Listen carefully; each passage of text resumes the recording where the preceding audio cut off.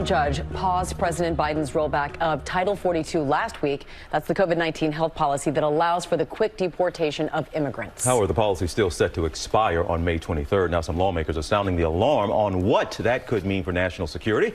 Let's bring it now to discuss New York Republican Congressman John Katko, ranking member of the House Homeland Security Committee. Congressman, good to have you back on the program. Is this still a health policy, Title 42? Do you think it's necessary for a health policy for this country, or this is now more an immigration policy?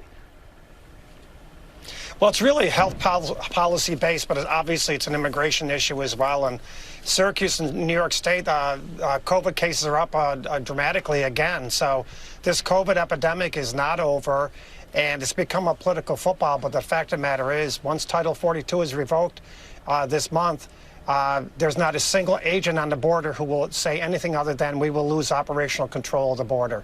And when that happens, things are going to be flooding across. And why that's important? Just see the news from this morning. An Ohio State student died of a fentanyl-laced Adderall that he took studying for exams. That Adderall was produced by drug cartels. It's bogus Adderall that's being put on the market. That's how sophisticated they are, and they're making the money by the crossings that they charge every single person that comes across, and it's pretty dramatic. Congressman, you yourself traveled down to the southern border just last month. You talked to officials there on the front line. What did you see? What did you hear? And have things changed from previous trips? Yeah, things have changed, and they've changed in the wrong direction. They've gotten much worse. This thing called special migrant visas, or special migrant immigrants coming in, are individuals from countries that are hotbeds of terrorism, like Iraq, Yemen, Iran, what have you. They're being seized at the southern border in record numbers. And even in El Paso sector alone, there's 5,500 Turkish refugees came across, or migrants came across in the past year. And what that tells us is this isn't about Mexico and the Northern Triangle countries. This is about people from all over the world. 160 different countries are now exploring our open borders. Not all of them are good.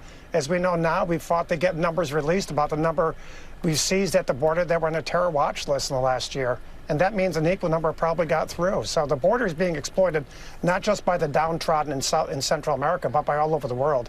And that's a very dangerous precedent to set. Congressman, what's the latest information you have in terms of numbers of people who possibly are waiting right now at the border for May 23rd to come and are ready to flood into this country?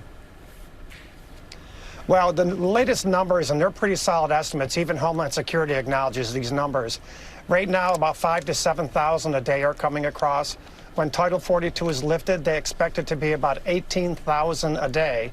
Now, they've all admitted you lose operational control at right around 5,000 a day. And former Democratic Homeland Security appointee Jay Johnson said, when he was head of Homeland Security, that 1,000 a day coming across is a bad day. And we're up to 5,000 to 7,000 now, and expect as many as 18,000 a day. And you just can't control the border when that happens. And what that does, it allows drug traffickers also to get the drugs in a lot easier, because everyone's focusing on the crisis with the people, the human surge at the border, which is really a recipe for disaster. Congressman, I want to turn now to the crisis, to the war in Ukraine. You've been very vocal about your belief that the U.S. has not done enough to help Ukraine. President Biden has asked Congress to approve another $33 billion. Will that get through Congress, and what more can we be doing? I'm confident that if Ukraine needs more help, we're going to get it to them, and they certainly do. My biggest concern is the bottleneck. We need to get that stuff to them yesterday. We can't screw around with getting it to them weeks from now or months from now. Mariupol is a great example. They need the weapons now, and even Germany is coming around. And I think Russia's made a colossal mistake. And I applaud the United States, and I applaud our Western Europe allies. We've all kind of gotten a very strong dose of reality of how dangerous the world is.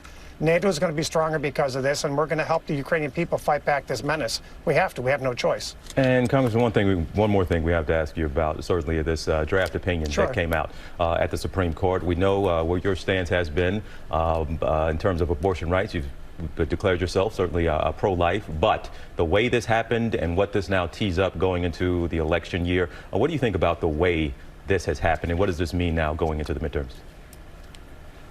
Well, it's terribly disconcerting. And first of all, I'm pro-life, and that's a personal thing, but I never focus on that in Congress because I want to do things that unite people, and that's an issue that's going to be very difficult for people to unite on, and I understand that. But you know, as far as what's going on with this leak, it strikes at the fundamental core of our democracy, because the separation of powers was fundamental to our Constitution. And when someone within the Supreme Court tried to usurp that by creating exactly what they intended to create is happening, and that is this unrest, even before we know what the verdict is something that strikes at the core of our democracy, and that's very troubling. And as a head of Homeland Security for Republicans in Congress, I'm fielding a lot of calls right now about churches who feel threatened this weekend, Catholic churches, because of stuff on the internet about people wanting to go out and attack Catholic churches this weekend because of abortion. This is having the exact effect that individual leaker wanted to have happen from the Supreme Court. It really strikes at our democracy. It's very troubling. Well, Congressman, it's always good to have you here with us on the program. And I know you are retiring. You're not having to go through this midterm battle. You said you're done. And want folks to know, the guy you're looking at here for the past 3 years, the Lugar Center in Georgetown put out a list of the most bipartisan members of Congress. You have been in the top 3 on that list for the past 3 years. So I guess that should be something to applaud, and maybe a lot of people would argue need more like you in Congress, at least with that record that you have. So we do appreciate you being here. Well, I appreciate that, and I don't want to sound divisive, but I don't dig keto recipes. No offense there, but I'm all about bacon. I just called him bipartisan.